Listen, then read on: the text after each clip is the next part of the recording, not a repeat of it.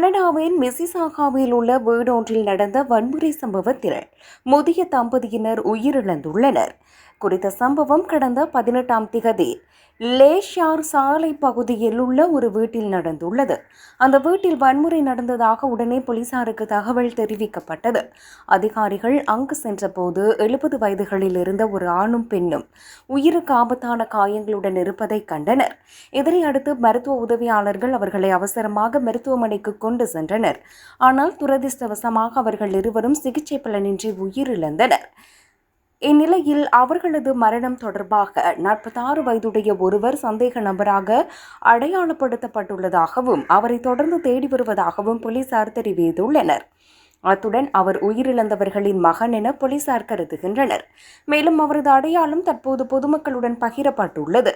குறித்த நபரை கண்டால் யாரும் அவரை அணுகவோ பேச முயற்சிக்கவோ வேண்டாம் என போலீசார் அறிவுறுத்தியுள்ளனர்.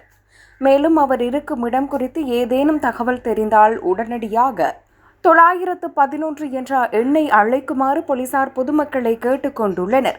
இந்த நிலையில் சம்பவம் தொடர்பான மேலதிக விசாரணைகளை போலீசார் மேற்கொண்டு வருகின்றனர்.